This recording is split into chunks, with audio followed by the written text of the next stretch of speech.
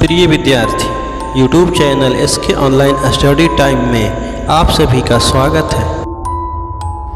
आज हम लोग कक्षा 9 के विज्ञान विषय में चतुर्थ अध्याय परमाणु की संरचना स्ट्रक्चर ऑफ द एटम के अंतर्गत पदार्थों में आवेशित कण तथा परमाणु की संरचना का अध्ययन करेंगे एवं प्रश्नों के उत्तर की जानकारी प्राप्त करेंगे। तो शुरू करते हैं। अध्याय 4 परमाणु की संरचना स्ट्रक्चर ऑफ द एटम। इस अध्याय में हम लोग पढ़ेंगे कि परमाणु की बनावट कैसी होती है। अध्याय 3 में हम पढ़ चुके हैं कि पदार्थ परमाणुओं और अणुओं से मिलकर बने हैं। विभिन्न प्रकार के पदार्थों का अस्तित्व उन परमाणुओं के कारण होता है जिनसे वे बने हैं। अब प्रश्न उठता है कि किसी एक तत्व का परमाणु दूसरे तत्व के परमाणु से भिन्न क्यों होता है और क्या परमाणु वास्तव में अविभाज्य होते हैं जैसा कि डाल्टन ने प्रतिपादित किया था, या परमाणुओं के भीतर छोटे अन्य घटक भी विद्यमान होते हैं। इस अध्याय में हमें इस प्रश्न का उत्तर मिलेगा। हम अब परमाणु कणों और परमाणु के विभिन्न प्रकार के मॉडलों के बारे में पढ़ेंगे। अब परमाणु कण यानी कि जिस छोटे छोटे कणों से परमाणु बने होते हैं उन्हें अब परमाणु कण कहते हैं। तो हम अब परमाणु कणों और परमाणु के विभिन्न प्रकार के मॉडलों के बारे में पढ़ेंगे जिनसे यह पता चलता है कि ये कण परमाणु के भीतर किस प्रकार व्यवस्थित होते हैं। 19वीं शताब्दी के अंत में वैज्ञानिकों के समक्ष सबसे बड़ी चुनौती थी परमाणु की संरचना और उसके गुणों के बारे में पता लगाना। परमाणुओं की संरचना को अनेक प्रयोगों के आधार पर समझाया गया है। परमाणु के अविभाज्य न होने के संकेतों में से एक संकेत स्थिर विद्युत तथा विभिन्न पदार्थों द्वारा विद्युत चालन की परिस्थितियों के अध्ययन से मिला है। 4.1 पदार्थों में आवेशित कण। पदार्थों में आवेशित कणों की प्रकृति को जानने के लिए आइए हम निम्न क्रियाकलाप करें। क्रियाकलाप 4.1 ए सूखे बालों पर कंघी कीजिए। क्या कंघी कागज के छोटे छोटे टुकड़ों को आकर्षित करती है? बी कांच की एक छड़ को सिल्क के कपड़े पर रगड़िए और इस छड़ को हवा से भरे गुब्बारे के पास लाइए। क्या होता है? ध्यान से देखिए। इन क्रियाकलापों से क्या हम यह निष्कर्ष निकाल सकते हैं कि दो वस्तुओं को आपस में रगड़ने से उनमें विद्युत आवेश आ जाता है? यह आवेश कहाँ से आता है? इसका उत्तर तब मिला जब यह पता चला कि परमाणु विभाज्य है और आवेशित कणों से बना है।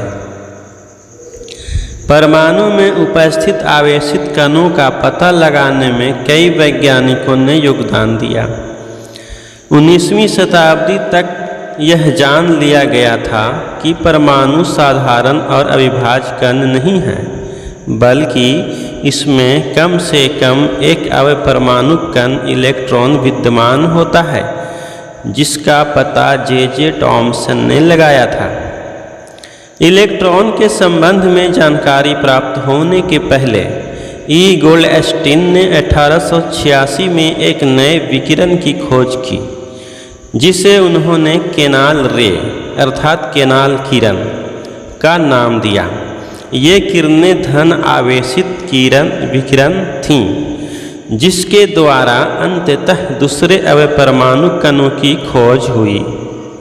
इन कणों का आवेश इलेक्ट्रॉन के आवेश के बराबर किंतु विपरीत था। इनका द्रव्यमान इलेक्ट्रॉन की अपेक्षा लगभग 2000 गुना अधिक होता है। इनको प्रोटॉन नाम दिया गया। सामान्यतः इलेक्ट्रॉन को ऋण आवेश के द्वारा और प्रोटॉन को p धन आवेश के द्वारा दर्शाया जाता है। प्रोटॉन का द्रव्यमान एक इकाई और इसका आवेश एक धन आवेश लिया जाता है। इलेक्ट्रॉन का द्रव्यमान नगण्य और आवेश एक ऋण आवेश माना जाता है। ऐसा माना गया कि परमाणु प्रोटॉन और इलेक्ट्रॉन से बने हैं जो परस्पर आवेशों को संतुलित करते हैं। यह भी प्रतीत हुआ कि प्रोटॉन परमाणु के सबसे भीतरी भाग में होते हैं। इलेक्ट्रॉनों को आसानी से निकाला जा सकता है लेकिन प्रोटॉन को नहीं। अब सबसे बड़ा प्रश्न यह था कि ये कण परमाणु की संरचना किस प्रकार करते हैं। हमें इस प्रश्न का उत्तर नीचे मिलेगा, अर्थात हम लोग जब आगे अध्ययन करेंगे तो इस प्रश्न का भी उत्तर हमें मिल जाएगा कि परमाणु के कण किस प्रकार से व्यवस्थित होते हैं। इससे पहले हम लोग दिए गए प्रश्न के उत्तर की जानकारी प्राप्त करते हैं। प्रश्न 1, केनाल किरणें क्या हैं? उत्तर, केनाल किरणें धन आवेशित विकिरण हैं जो एनोड से कैथोड की ओर चलती हैं। इन्हें एनोड किरणें भी कहते हैं। केनाल किरणों के कारण ही धन आवेशित अवपरमाणु कण प्रोटॉन की खोज हुई।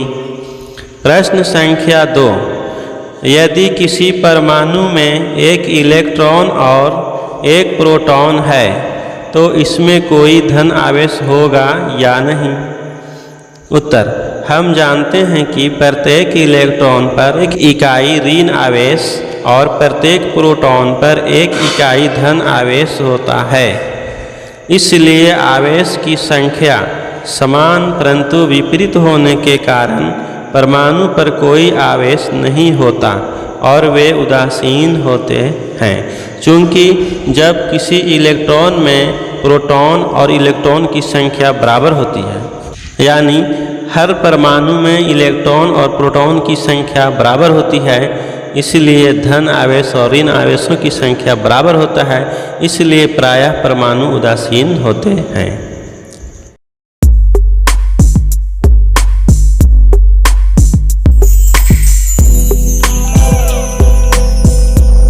4.2 परमाणु की संरचना। हमने अध्याय 3 में डाल्टन के परमाणु सिद्धांत के बारे में पढ़ा है, जिसके अनुसार परमाणु अविभाज्य और अविनाशी था। लेकिन परमाणु के भीतर दो मूल कणों इलेक्ट्रॉन और प्रोटॉन की खोज ने डाल्टन के परमाणु सिद्धांत की इस धारणा को गलत साबित कर दिया। अब यह जानना आवश्यक था कि इलेक्ट्रॉन और प्रोटॉन परमाणु के भीतर किस तरह व्यवस्थित हैं। इसको समझने के लिए बहुत से वैज्ञानिकों ने भिन्न भिन्न प्रकार के मॉडलों को प्रस्तुत किया। जे टॉमसन पहले वैज्ञानिक थे जिन्होंने परमाणुओं की संरचना से संबंधित पहला मॉडल प्रस्तुत किया। 4.2.1 टॉमसन का परमाणु मॉडल। टॉमसन ने परमाणु की संरचना से संबंधित एक मॉडल प्रस्तुत किया जो क्रिसमस केक की तरह था। इनके अनुसार परमाणु एक धन आवेशित गोला था जिसमें इलेक्ट्रॉन क्रिसमस केक में लगे सूखे मेवों के तरह थे। तरबूज का उदाहरण भी ले सकते हैं, जिसके अनुसार परमाणु में धन आवेश तरबूज के खाने वाले लाल भाग की तरह बिखरा है, जबकि इलेक्ट्रॉन धन आवेशित गोले में तरबूज के बीज की भांति धंसे हैं। चित्र 4.1 यहाँ टॉमसन के दिए गए परमाणु मॉडल का चित्र दर्शाया गया है, जो एक तरबूज का अनुप्रस्थ काट के जैसा है। यहाँ दिखाया गया है कि धनात्मक गोला जो प्रोटॉन्स है इस प्रकार से होते हैं और इसमें इलेक्ट्रॉन जिस तरह से तरबूज में बीज होते हैं उस तरह से भरे रहते हैं।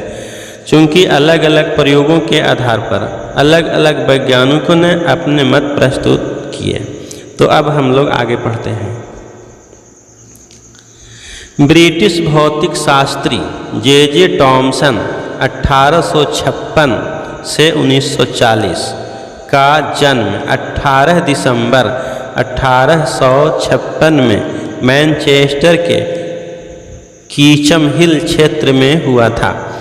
इलेक्ट्रॉन की खोज के कारण 1906 ईस्वी में इनको भौतिक शास्त्र में नोबेल पुरस्कार मिला। 35 वर्ष तक वे कैम्ब्रिज में कैवेंडिश प्रयोगशाला के निदेशक थे और उनके शोध के साथ सहयोगियों को भी आगे चलकर नोबेल पुरस्कार मिला। थॉमसन ने प्रस्तावित किया कि पहला, परमाणु धन आवेशित गोले का बना होता है और इलेक्ट्रॉन उसमें धंसे होते हैं, बिल्कुल तरबूज के बीज के समान। दूसरा, ऋणात्मक और धनात्मक आवेश परिमाण में समान होते हैं, इसलिए परमाणु वैद्युतीय रूप से उदासीन होते हैं। यद्यपि थॉमसन के मॉडल से परमाणु के उदासीन होने की व्याख्या हो गई, किंतु दूसरे वैज्ञानिकों द्वारा किए गए प्रयोगों के परिणामों को इस मॉडल के द्वारा समझाया नहीं जा सका, जैसा कि हम आगे देखेंगे। 4.2.2 रदरफोर्ड का परमाणु मॉडल। अर्नेस्ट रदरफोर्ड यह जानने के इच्छुक थे कि इलेक्ट्रॉन परमाणु के भीतर कैसे व्यवस्थित हैं। उन्होंने एक प्रयोग किया। इस प्रयोग में तेज गति से चल रहे अल्फा कणों को सोने की पन्नी पर टकराया गया। इन्होंने सोने की पन्नी इसलिए चुनी क्योंकि वे बहुत पतली परत चाहते थे। सोने की यह पन्नी 1000 परमाणुओं के बराबर मोटी थी। अल्फा कण द्वि आवेशित हीलियम कण होते हैं, अतः ये धनावेशित होते हैं। चूंकि इनका द्रव्यमान 4U होता है, इसलिए तीव्र गति से चल रहे इन अल्फा कणों में पर्याप्त ऊर्जा होती है। यह अनुमान था कि अल्फा कण सोने के परमाणु में विद्यमान अवपरमाणु कणों के द्वारा विक्षेपित होंगे। चूंकि अल्फा कण प्रोटॉन से बहुत अधिक भारी थे, इसलिए उन्होंने इनके अधिक विक्षेपण की आशा नहीं की थी। यहाँ सोने के पतली परत को दर्शाया गया है, जिसमें सोने के परमाणुओं को गोल वृत्ताकार के रूप में दर्शाया गया है, जिस पर से अल्फा कणों को गुजारा जाता है। इसमें से कुछ कण विचलित होते हैं, जैसा कि यहाँ चित्र में दर्शाया गया है।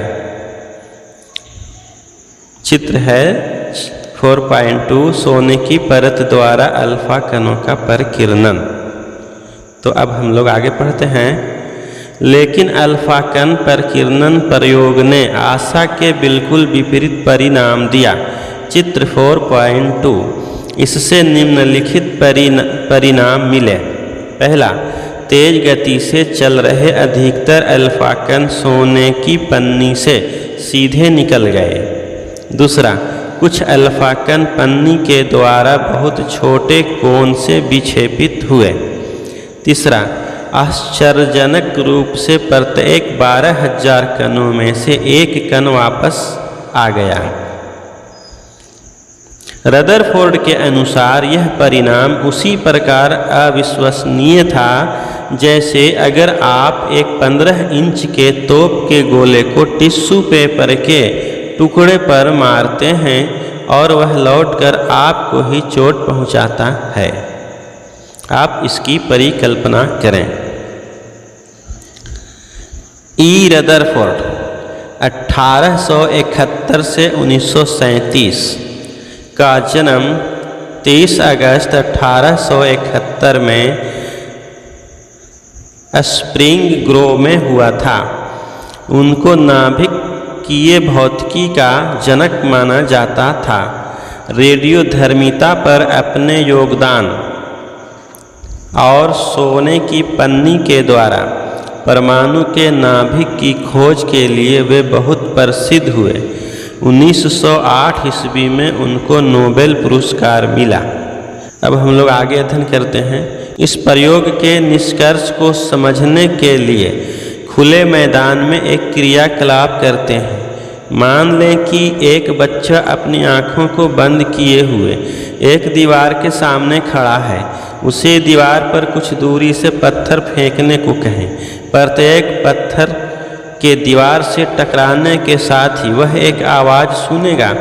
अगर वह इसे 10 बार दोहराएगा तो वह 10 बार आवाज़ सुनेगा।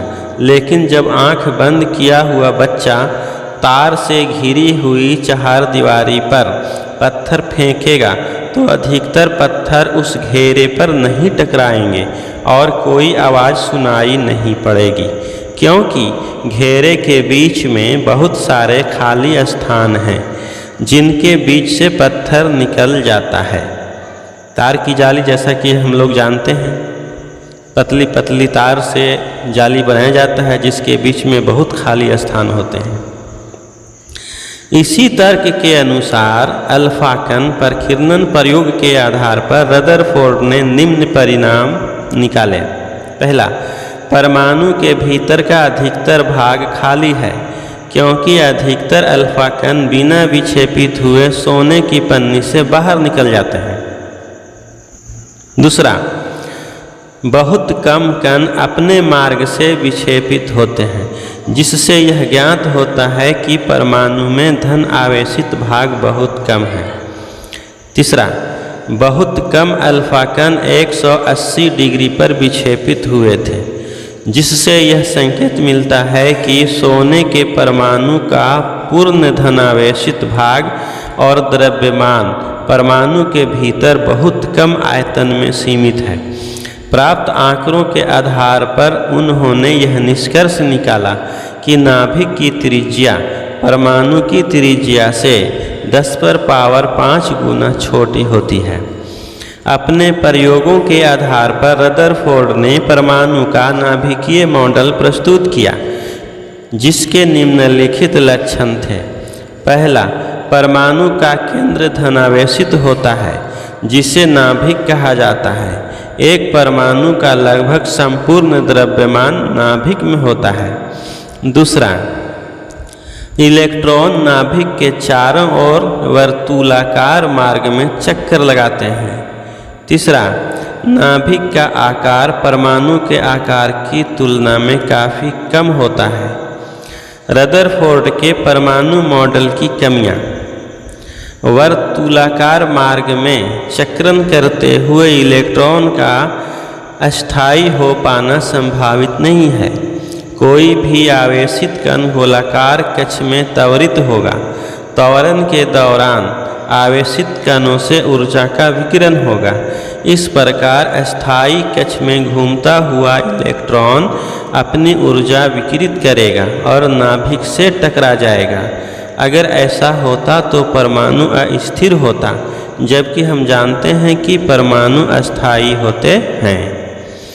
4.2.3 बोर का परमाणविक मॉडल। रदरफोर्ड के मॉडल पर उठी आपत्तियों को दूर करने के लिए नील्स बोर ने परमाणु की संरचना के बारे में निम्नलिखित अवधारणाएं प्रस्तुत की।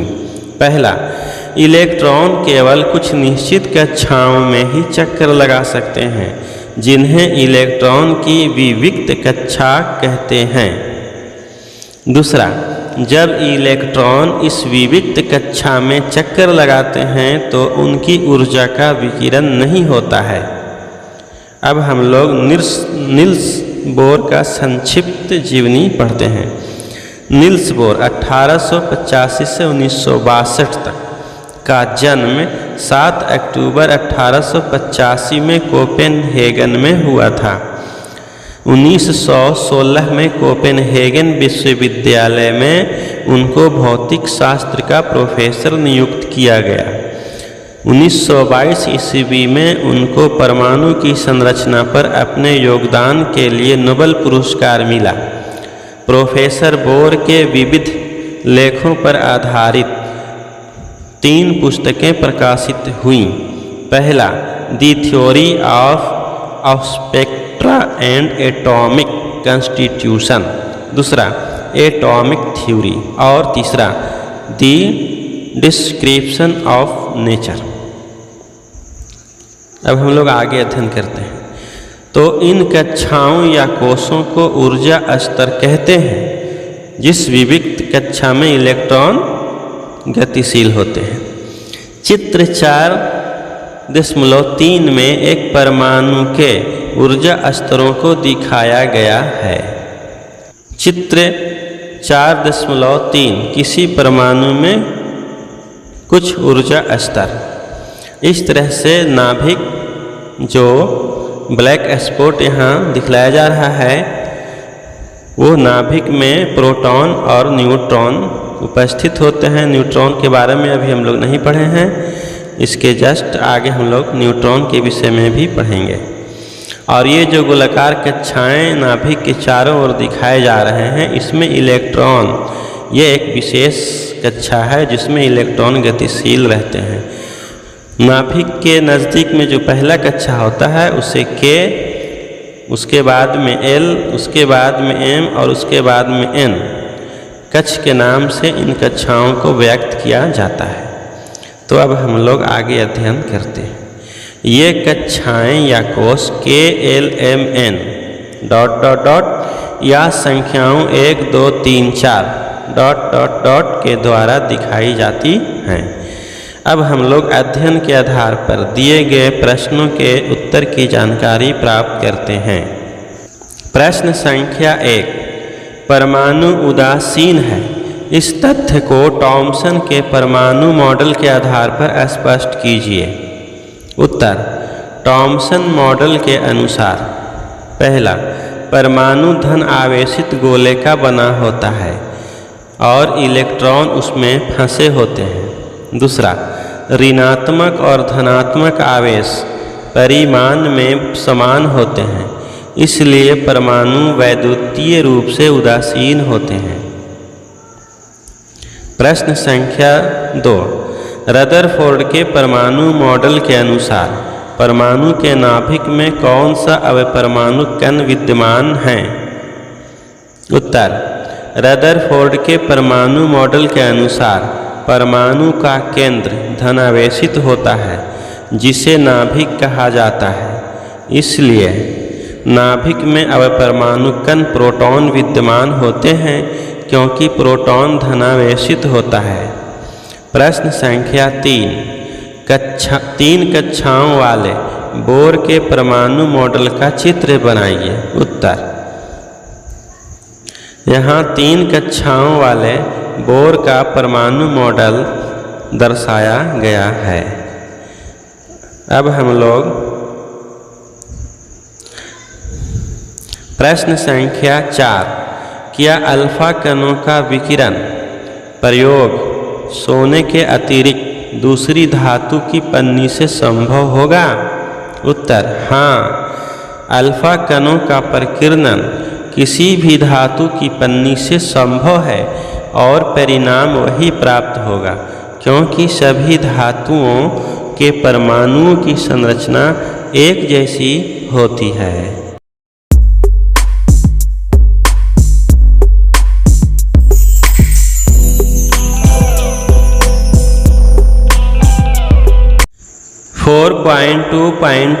न्यूट्रॉन। 1932 में जे चैडविक ने एक और अवपरमाणु कण को खोज निकाला जो अनावेशित और द्रव्यमान में प्रोटॉन के बराबर था। अंततः इसका नाम न्यूट्रॉन पड़ा। हाइड्रोजन को छोड़कर ये सभी परमाणुओं के नाभिक में होते हैं। सामान्यतः न्यूट्रॉन को n से दर्शाया जाता है। परमाणु का द्रव्यमान नाभिक में उपस्थित प्रोटॉन और न्यूट्रॉन के द्रव्यमान के योग के द्वारा प्रकट किया जाता है। अब हम लोग अध्ययन के आधार पर दिए गए प्रश्नों के उत्तर की जानकारी प्राप्त करते हैं। प्रश्न संख्या 1, परमाणु के 3 अवपरमाणु कणों के नाम लिखें। उत्तर, परमाणु के 3 अवपरमाणु कणों के नाम हैं। पहला, इलेक्ट्रॉन, दूसरा प्रोटॉन और तीसरा न्यूट्रॉन। प्रश्न संख्या 2, हीलियम परमाणु का परमाणु द्रव्यमान 4u है और उसके नाभिक में 2 प्रोटॉन हैं, तो इसमें कितने न्यूट्रॉन होंगे? उत्तर, हीलियम He का परमाणु द्रव्यमान बराबर 4u। परमाणु द्रव्यमान बराबर होता है न्यूट्रॉन की संख्या जोड़ प्रोटॉन की संख्या, अर्थात परमाणु द्रव्यमान 4 बराबर न्यूट्रॉन की संख्या जोड़ 2, क्योंकि प्रोटॉन की संख्या 2 है। इसलिए न्यूट्रॉन की संख्या जब हम गणितीय विधि से हल करेंगे तो 4 घटाव 2 बराबर 2 प्राप्त होगा। अतः हीलियम परमाणु में न्यूट्रॉन की संख्या बराबर 2 है।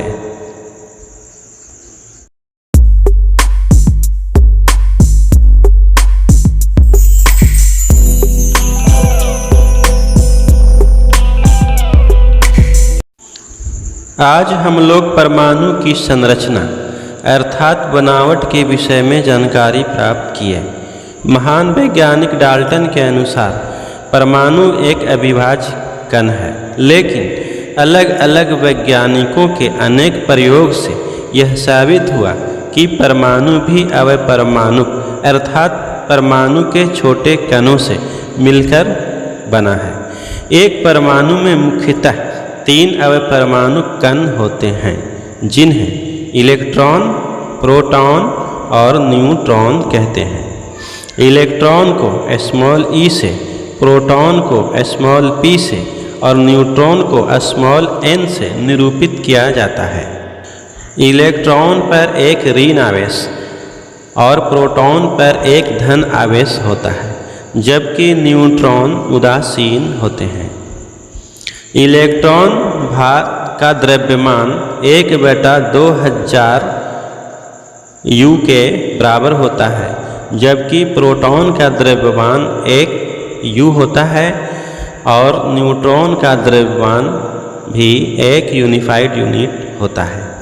किसी परमाणु का द्रव्यमान मुख्य रूप से प्रोटॉनों की संख्या जोड़ न्यूट्रॉन की संख्या बराबर परमाणु द्रव्यमान होता है।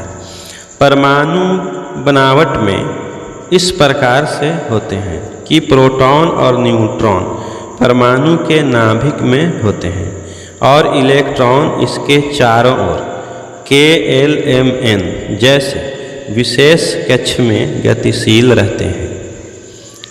तो आज इतना ही। अगले पाठ में हम लोग पढ़ेंगे कि इलेक्ट्रॉन विभिन्न कक्षाओं में कैसे वितरित होते हैं तथा परमाणु की संयोजकता क्या होती है। प्रिय विद्यार्थी, वीडियो ज्ञानवर्धक लगा तो इसे लाइक करें और शेयर करें, क्योंकि यही हमारी मेहनत का फल होता है। अभी तक आप इस चैनल को सब्सक्राइब नहीं किए हैं तो जल्द से जल्द सदस्यता प्राप्त कर लें, जिससे नियमित वीडियोस आसानी से प्राप्त हो सके।